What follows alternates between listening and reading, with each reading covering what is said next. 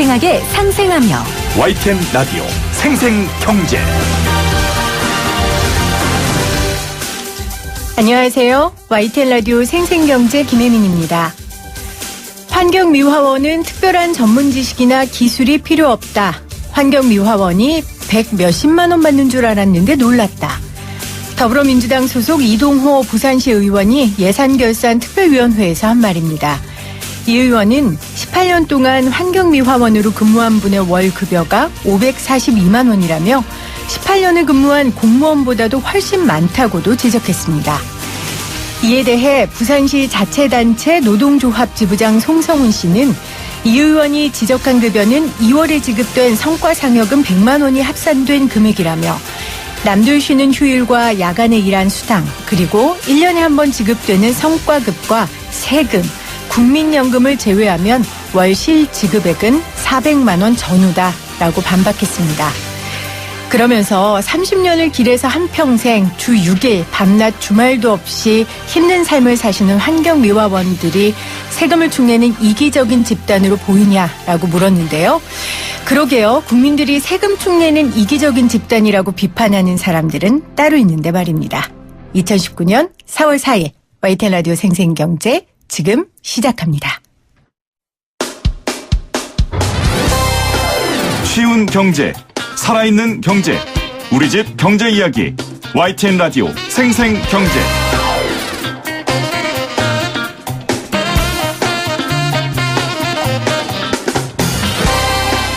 오늘 가장 뜨거운 경제 뉴스를 제일 생생하게 전해드리는 시간입니다.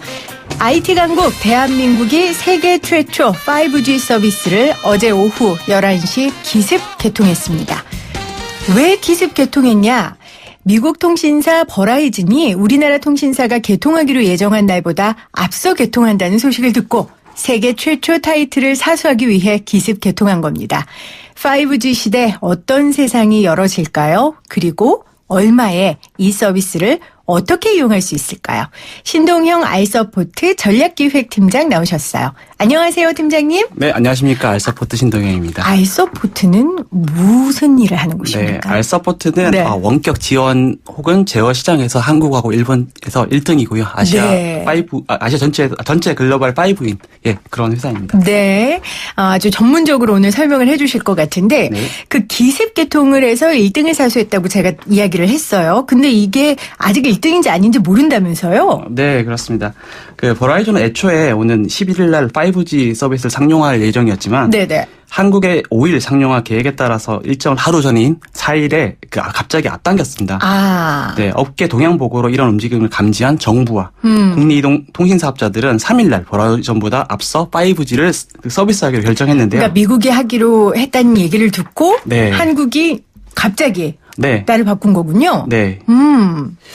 근데 이게 지금 그냥 빨리 한다고 되는 게 아니라 어디서 인정을 받아야 된다면서요? 네, 한국이 국제사회에서 세계 최초 5G 국가로 인정받기 위해서는 그 세계 이동통신 사업자 협회인 GSMA라는 곳이 있습니다.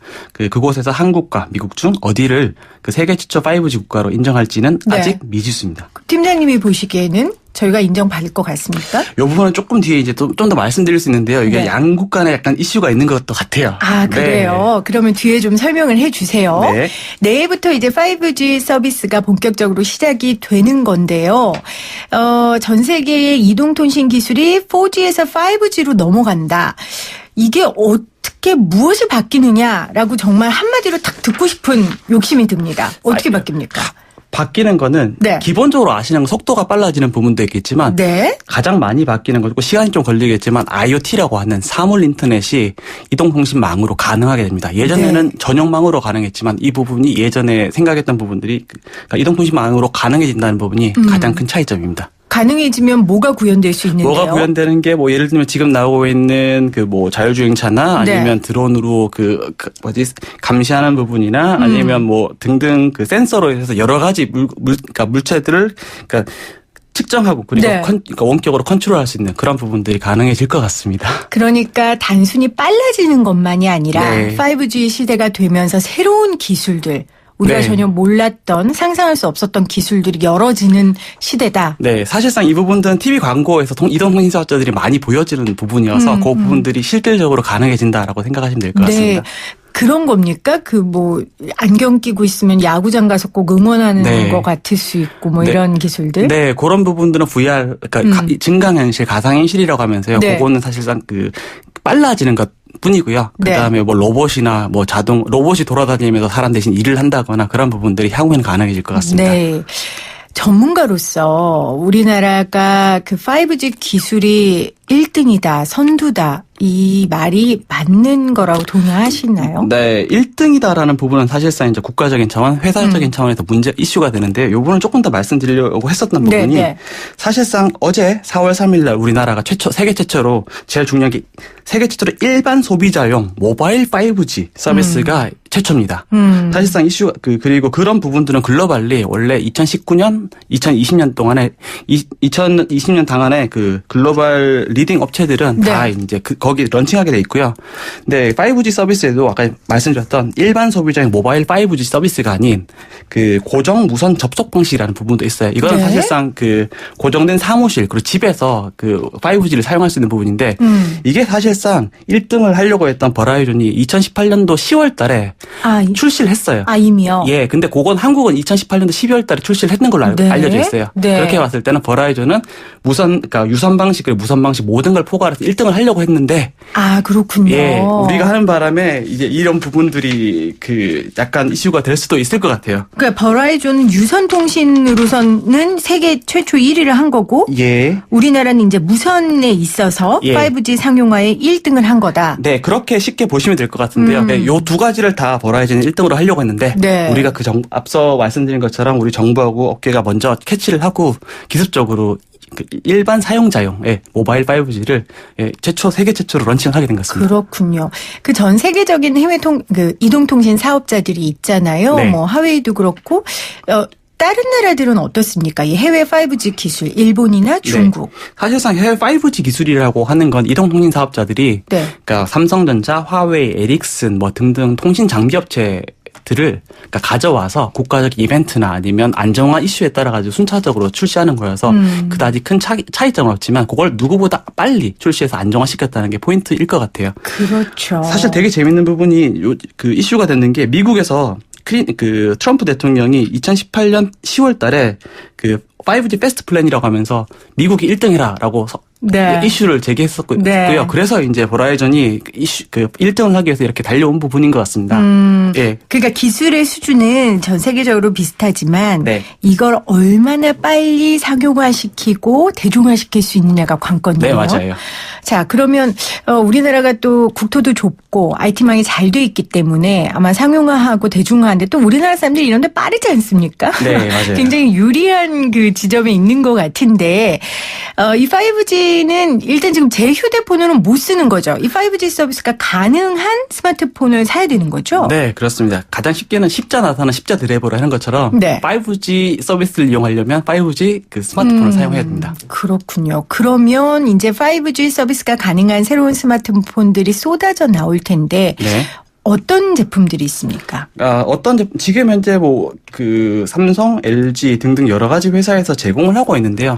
지금은 초기 시장이기 때문에 특별히 이제 5G라고 특이한 점은 없어요. 그리고 4G보다 더 빠른 스마트폰이라는 관점에서 출시가 된 부분인 것 같습니다. 왜냐하면 빨리 출시해서 세계 최초라는 타이틀을 따는 게 중요하니까. 네. 일단은 4G 서비스와의 차별화는 빠르다는 거. 네, 훨씬 더 빠르다는 거. 훨씬 더. 얼마나 빠를까요? 전 지금도. 이론적으로는 10배 정도가 가능한 부분인데 이론적인 거기 때문에 실질적인 부분은 좀 얼마만큼 촘촘하게 많은 사람들이 사용하는가에 따라서 더 4G보다 빨라질 수도 있고요. 그리고 어떻게 보면 더 많은 사람들이 있으면 조금 이슈가 될 수도 있습니다. 네. 기술 개발한 분들한테는 죄송한데 꼭 굳이 빨라져야 합니까? 네, 그런 부분들이 지금도 빠른데요. 예. 근데 그 부분들이 사실상 많이 말씀하시는 부분인 것 같아요. 전 세계적으로 이제 4G에서 5G로 넘어가면 많은 사람 질문하는데 난 충분히 빨라. 왜 내가 써야 돼? 라는 말씀들을 되게 많이 하시거든요. 근데 이제 그래서 이제 뭐가 바뀌는데? 라고 이제 말씀을 많이 하십니다. 근데 되게 재미있는 포인트가 있어요. 그러니까 약간 조사를 하다 보면 지금 그러니까 1G, 2G, 네. 3G, 4G, 5G로 넘어왔잖아요. 짝수와 홀수 사이에 그러니까 그 역할이 달라요. 아, 그래요? 네. 기본적으로 1G, 3G, 5G 있어서는 새로운 혁신을 가능하게 하는 기반이 만들어지는 거고요. 사실상 2G, 4G, 그러니까 짝수 세대에서는 뭔가 이때 사람들이 체감하는 부분인 것 같아요. 아. 예를 들면 1G에서는 유선이 있는데 그때 당시에 네. 되게 오래됐습니다. 1980년대 뭐 그 정도일 건데요. 네. 집에서도 전화하는데 전화가 그렇게 필요해? 그때는 막 편지 쓰고 이럴 때거든요. 예. 필요해? 그랬는데 왜 우리가 굳이 무선으로 사용해야 될까? 네. 라는 말을 많이 했었거든요. 근데 하다 보니 이게 사실상 이동 전화로는 태초가 됐고요. 네. 그 다음에 디지털인 2G가 되면서 많이 파급되면서 일상적인 생활에서 그 이동 전화를 많이 사용하게 됐어요. 네. 계속 3G가 나올 때도 통신 사업자들이 이제 동영상 서비스를 막 밀었었거든요. 네. 근데 사람들이 보니까 야 동영상 서비스 뭐에 필요해? 맞아요. 똑같이 말을 했었어요. 맞아요. 뭐 했는데 이제 그게 찾다 보니까 결과적으로 3G망이 가능했기 때문에 인터넷이 가능해졌고요. 그래서 사실상 우리가 지금 많이 사용하고 있는 스마트폰, 즉 아이폰, 그리고 스마트폰들이 나오게 되는 기반이 된 거예요. 그러니까 홀수 G는 새로운 기술의 기반을 깔아줬고 네. 짝수 G는 네. 그 기술을 조금 더 심화 발전시키는 그렇죠. 그러니까 결과적으로 그렇게 사람들이 됐네요. 체감하는 거는 짝수. 네. 세대일 거고요. 네. 그리고 5G가 되면 실질적으로 나중에 달라지는 부분은 속도가 빨라지는 부분도 있겠지만, 기술적으로는 이제 아까 말씀드렸던 사물 인터넷이라는 부분이 가능하게 되고요. 사물 인터넷이라는 곳은 내가 마시는 이 물컵에서도 이제 센서가 달려서 내가 얼마만큼 물을 마시는지 알 수 있게 되고요. 아. 그런 여러 가지 데이터가 쌓이게 되면, 네. 데이터가 많이 쌓이면 이제 인공지능이나 머신러닝을 등등으로 해서 이제 인공지능 기반으로 자동 자율화로 넘어갈 수 있는 그런 기반이 될 수 있는 거죠. 저 또 그렇게 얘기할 뻔했어요. 그거 해서 뭐 하는데? 네, 그거 한거 그거 물 뭐 마셔가지고 그거 표시돼서 뭐 하는데? 이러려고 했는데, 네. 그러려고 했는데 또 돌아보면 그게 우리 삶 가운데 아주 깊숙하게 들어오고 그거 없이는 살 수 없는 세상이 또 오겠죠. 그렇죠. 네. 네, 맞습니다. 기대를 좀 해보겠습니다. 5G 시대에 무엇이 달라지는지 이야기 나누고 있는데요. 이 핸드폰 시장에서 이제 삼성과 LG의 격돌, 우리가 늘 이렇게 염두에서 보는데, 자, 조심스럽게 승자를 지금 예측하는 게 좀 가능할까요? 네, 이거는 갑자기 목소리가 작아지셨어요. 네. 네, 이거는 5G 같은 경우에는 최초이고 시장이 이제 갑자기 확 큰다기보다는 점진적으로 크기 때문에 그 시장을 이제 선도할 수 있는 부분이 누굴까라는 부분이 그러니까 딱히 5G라는 특정한 기술 때문이 아니고요. 그러니까 5G 이상의 어떤 유통망이나 브랜드력이나 일단 그렇죠. 다양한 부분들 더 영향을 미칠 수 있어서 그런 부분에서 강한 회사가 지금까지는 삼성하고 그렇죠. LG 중에 휴대폰 시장에서 어디가 앞서요? 현재 글로벌 탑이 삼성전자이죠. 예. 우리나라에서도요? 네, 당연히. 삼성이. 네. 그렇군요. 자, 가격대가 중요할 것 같아요. 지금 가장 이슈예요, 우리한테는. 네. 어떻게 될 것 같으세요? 가격대는 스마트폰 가격을 말씀하시는 네, 네. 거죠? 예. 사실 이제 가격대는 5G 나왔을 때 당장 내가 사느냐, 그건 또 다른 이슈거든요. 그러니까 기술 혹은 제품 수용 곡선이라는 부분이 있어요. 예, 초기에 혁신가냐, 네. 아니면 얼리 어댑터냐, 아니면 매스 머저리티냐, 아니면 늦은 머저리티냐, 아니면 후기 진입자냐라고 생각이 되는데 네. 사실상 초기 시장은 가격보다도 새로움을 더 어필하는 이노베이트 혁신가 그리고 얼리 어댑터들한테 맞는 시장이기 때문에 초기에는 가격이 조금 높을 수밖에 없고요. 그리고 그들한테는 가격이 중요하지 않죠. 그렇죠. 예. 그래서 제조 역량이 뛰어난 삼성하고 LG가 양산 및 대량 생산이 되면 또 자연스럽게 가격은 네. 떨어지게 됩니다. 이거는 뭐 다른 어떤 가전제품, 전자기기 다 똑같은 네, 현상이죠. 맞습니다. 네. 요금제가 중요합니다. 지금 각 이동통신 3사에서 5G 요금제를 아주 경쟁적으로 선보이고 있는데 특징들을 좀 설명해 주신다면요. 네. 우리보다 조금 늦은 이제 미국 버라이존은 기존 4G 가격에서 10불 정도를 더한 게 5G 요금이라고 선포를 했거든요. 그러면 그렇게 부담스럽진 않는 가격 같은데요? 네. 그리고 또 지금까지 발표된 바에 따르면 우리나라 이동통신 3사 가격을 보면 4G와 5G 간의 가격을 차이를 안 두는 부분인 것 같아요. 예를 들면 그러니까 현재로서는 데이터량에 있어서 4G에 없는 데이터량과 가격 요금을 내놓는 것처럼 중간에 쏙쏙 끼어들어서 이게 4G인지 5G인지 네. 모를 정도로 그런 가격대를 만들어낸 부분인 것 같습니다. 그러면은 네, 예를 들면 네. 예를 들어볼까요? 네, 그러면 예를 들어 주시는 게 더 SKT 같은 경우에는 4G에 6GB를 사용하는 부분이 이제 데이터를 사용할 수 있는 게 5만 원이라면 네. 그러니까 5G는 6기가 아니라 8기가를 서비스를 내놓고요. 5만 5천 원을 받아요.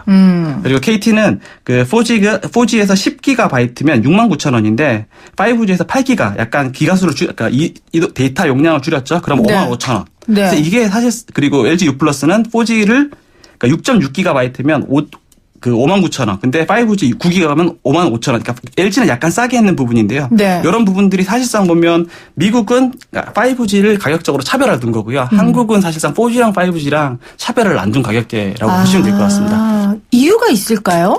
그건 사실상 이제 그 전략적인 부분일 것도 같아요. 네. 그러니까 예를 들면 5G, 그러니까 똑같은 것 같아요. 5G, 4G 뭐가 달라라고 했을 때 가격이 왜 비싸야 돼? 라는 해답이 차별이 없으니까 지금은 그 데이터 용량에 따라 가지고 좀 더 다른 가격제를 만들었을 뿐이라고 생각이 됩니다.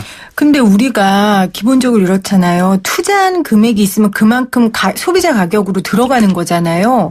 그럼 기술이 진일보했으면 당연히 투자 비용이나 뭐 기반 비용이 들어갔을 거고 그럼 소비자 가격이 오르는 게 당연한 거 아니야? 안 오르는 게 좀 이상한데 왜 안 오르지? 이런 질문을 할 것 같아요. 네, 그런데 그게 이제 이슈가 되는 부분이 통신사 입장에서 보면 이제 비용 구조를 한번 봐야 될 부분인 것 같아요. 네. 그러니까 통신사 입장에서는 비용 구조는 주파수 비용 그리고 망구축 비용 이제 고정비가 큽니다. 예, 그리고 이제 이 부분은 이제 사용자가 많아질수록 이제 그러니까 분산을 시킬 수 있는 부분인데 사실상 말씀하신 것처럼 5G 망을 전국으로 쫙 깔아버린다면 네. 그러니까 비용이 엄청나게 많이 들어요. 그런데 이제 그 말씀드렸던 초기 혁신가들이 많은 지역부터 조금씩 하면서 그러니까 사람들이 많이 쓰게끔 순차적으로 투자를 할 거기 때문에 그런 부분들은 조율이 가능한 부분인 것 같습니다. 그리고 5G를 많이 확산시켜야 된다는 관점에서 가격대가 높으면 거부감이 있기 때문에 네, 그렇죠. 그러니까 확산 관점에서 전략적인 그 프라이싱을 한 것 같습니다. 그러니까 많은 사람들이 써야 그 기술이 상용화되고 그래야 기계들도 많이 만들고 그래야 정착이 되니까요. 그러니까 네. 일단 인프라를 해놓으면 그다음 기술은 크게 비용 지불이 안 된다는 이야기인데 네. 그래서 지금 지방은 찬밥이다. 네. 아까 말씀하신 것처럼 인프라가 돼 있는 서울, 뭐 이제 근교 이런 쪽만 지금 5G 상용화를 대비해서 준비하고 있다라는 지적도 있거든요. 네. 그 부분에 대해서는 이제 전 세계 대부분의 통신 사업자들이 이제 어떤 지역부터 어떻게 커버리지를 넓힐지에 대해 계획을 발표하고 진행하고 있습니다. 예를 들면 뭐 올해 2019년에는 10개 도시를 그러니까 커버리지를 하겠다. 그러면 2020년대 30개 하겠다. 그런 커버리지를 넓혀가는 부분이고요. 근데 사실상 이 부분도 이제 이동통신 사업자도 사업자이기 때문에 사업적인 관점에서 본다면 말씀드린 것처럼 5G를 다 깔았어요. 네. 근데 그럼 엄청난 구축 비용이 들기 때문에 그게 다시 또 소비자한테 전가될 수 있거든요.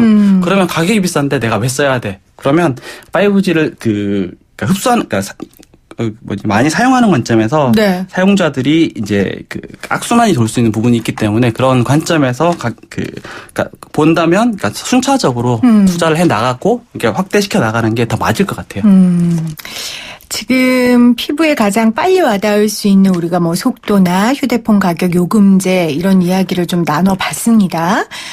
조금 더 확장을 해서 5G가 바꿔놓을 세상에 대한 이야기를 좀 해봤으면 좋겠는데 네. 아까 5G가 되면 뭐 사물 인터넷이 가능하다 뭐 이런 말씀 해주셨잖아요. 네. 인터넷 통신 사업을 하는 사업자들에게도 상당한 변화가 올 것이다라고 하셨는데요. 네. 관련 이야기를 좀 해주신다면요. 네, 인터넷 통신 사업자들에게도 상당한 변화가 있을 것 같은데요. 네. 이제 한번 이제 전체적인 큰 그림을 봐야 될 것 같아요. 제가 책을 썼는데 그 책의 기본 컨셉이 시스테믹 혁신이라는 부분이 있습니다. 그게 컨셉이 되게 간단한 게 이게 5G를 설명하기 되게 좋아요.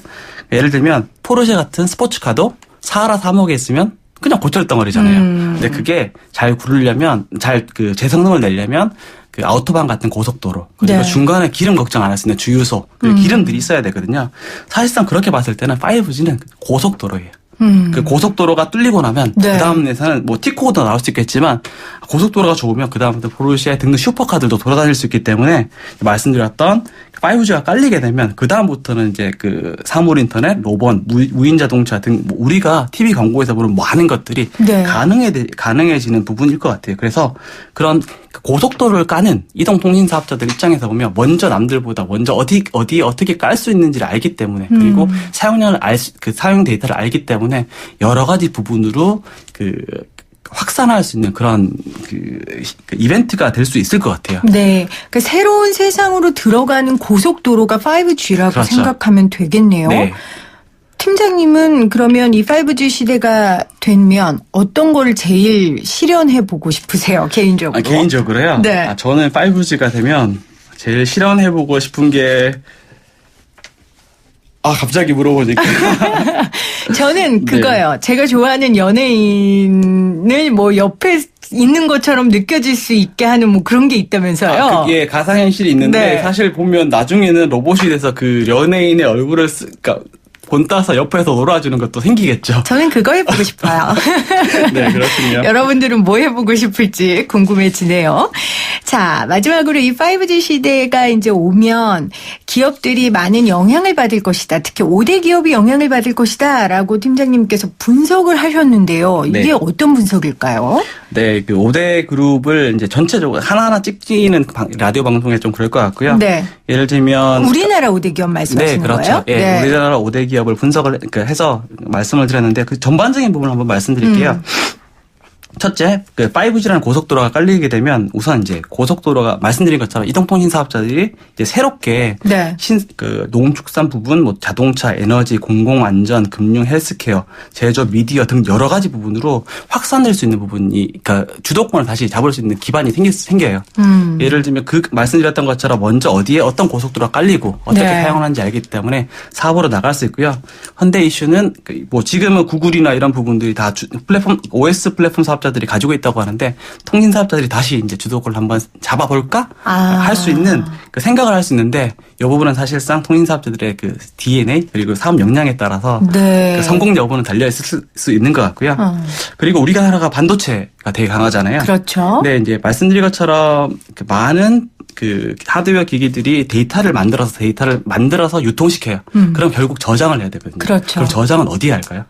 그 칩 반도체 아니에요? 네, 메모리 반도체. 네. 예, 이 부분은 사실상 지금은 조금 이제 가격 이슈로 조금 약간 이슈가 있지만 장기적으로 봤을 때는 그 메모리 반도체 칩셋을 그 반도체를 훨씬 더 많이 사용하게 되고요. 네. 그리고 메모리용 말고요. 비메모리도 다양한 곳에 통신할 수 있는 모듈들 생각할 수 있는 그 반도체 비메모리 반도체가 들어가야 되기 때문에 그런 관점에서 본다면 반도체 산업이 좀 많이 성장할 수 있는 기반이 우리한테 될 것 아주 같아요. 진짜 좋은 고속도로가 깔리는 네. 거네요. 그렇죠. 네, 그리고요. 그리고 이제 전자제품 그리고 다양한 하드웨어 기기 관점에서 본다면 지금 우리가 전자기기를 사기 위해서는 일반 소비자들이 이제 유통점을 가서 사잖아요. 네. 근데 향후에서는 전반적으로 컨트롤하고 관리하는 관점이기 때문에 스마트 아파트, 스마트 빌딩, 스마트 공단, 스마트 시티 등 이런 것을 대비했을 때 그 에어컨이나 이런 부분들을 그 납품을 해야 돼요. 그래서 지금 그 가전제품들이 B2C 즉 일반 소비자용 사업을 네. 하고 있다면 향후에서는 그 건설회사 규모가 커지네요. 그렇죠. 도시 그다음에 네. 그런 부분들을 했을 때 B2B 혹은 B2G 즉 국가를 상대로 하는 그 사업 역량이 필요한 부분일 것 같아요. 그런 부분들은 사실상 5대 그룹에서는 다 내부적으로 그 제공하는 서비스 사업자가 있는 부분인 것 같고요. 네. 그리고 넷째 관점에서는 이게 사실 어떻게 보면 우리 삶 속에서 많이 관련이 되는 부분인 것 같은데 나중에는 그러니까 일단 내가 사용하는 서비스에서 사용하는 데이터가 내가 생성하는 데이터로는 불가능하거든요. 네. 남들이 생성하는 데이터 그리고 공공 데이터들이 필요한 부분이기 때문에 거기서 만들어지는 하드웨어나 기기는 내가 소유를 할 수가 없어요.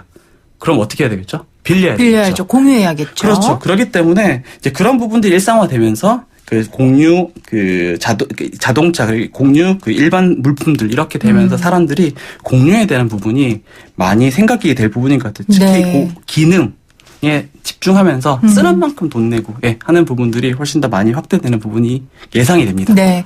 5G 시대가 오면서 또 우리나라 기업들이 어떠한 부분에 발전할 수 있는지 그 가능성까지 짚어주셨습니다. 오늘 신동형 알서포트 전략기획 팀장과 생생 인터뷰 함께했습니다. 팀장님 고맙습니다. 네, 감사합니다.